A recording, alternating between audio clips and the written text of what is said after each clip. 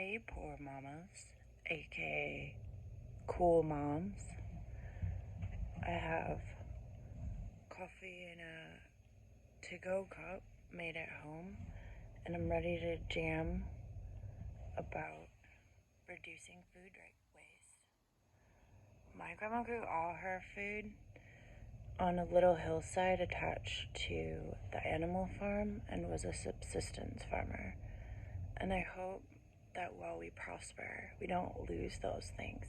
And just in case we lose all things, just to make sure that we all live and prosper, I think we gotta remember the old ways that we used to survive.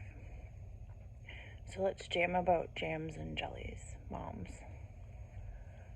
Cool moms that are poor moms. It's cool to be poor, but we gotta stick together. Food waste is seriously upsetting, and we gotta normalize using food shelves. But going once a month and getting the excess from the system means you have to have this lost knowledge. So let's jam about jams. Thank you, Linda. The Joy of Jams and Jellies by Linda Ziedrich. And hey, we love men too. My dad always said when I asked him why there was hunger and starvation in the world, because he was a science teacher and an environmental science and a farmer, and he said hunger and starvation are not a food growing issue, they're a political issue. And I don't think we should ever forget that. But politics does start at home with local shit. And going to your food shelf and stopping food waste at a systemic level is a prideful thing. That's a thing we should have pride in. So, I'll toast to that. Thank you, Linda.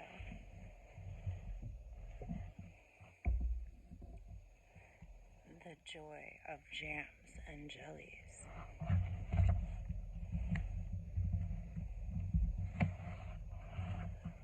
For Bex, my intrepid forager.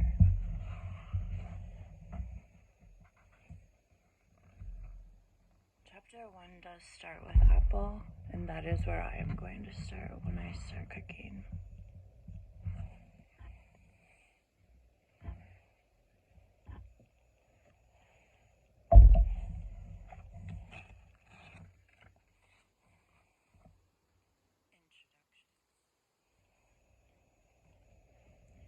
Occasionally I'm asked, why would anyone in this modern world still do home preserving? If you've picked up this book, you probably have many answers to that question. Even if you live in the middle of a big city, a bounty of fresh fruit may sometimes fall into your hands. From the food shelf, or from a single tree in your tiny backyard, perhaps, or lush vines along nearby abandoned railroad. Perhaps your eyes prove bigger than your stomach at the farmer's market, and you can't bear to waste the precious, lovely fruit you've emptied your pockets for.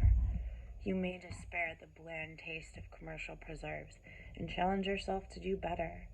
Maybe you want to avoid the corn syrup or other questionable ingredients in supermarket products, or duplicate costly preserves in pretty jars from a fancy food store. You may anticipate the delight on friends' faces when they dip into your one of 50 jars of jams at your breakfast table, or find one under a Christmas tree with wilted orange blossoms and brown spotted lemons. You may feel the strong sense of connectedness that comes from making jams and jellies, just like your mothers and grandmothers, or from exchanging recipes in jars with your neighbors or with friends around the world. Something that should be accessible for all mamas. Thanks for jamming about jams and food supply systems and all the stuff that every mama knows a ton about.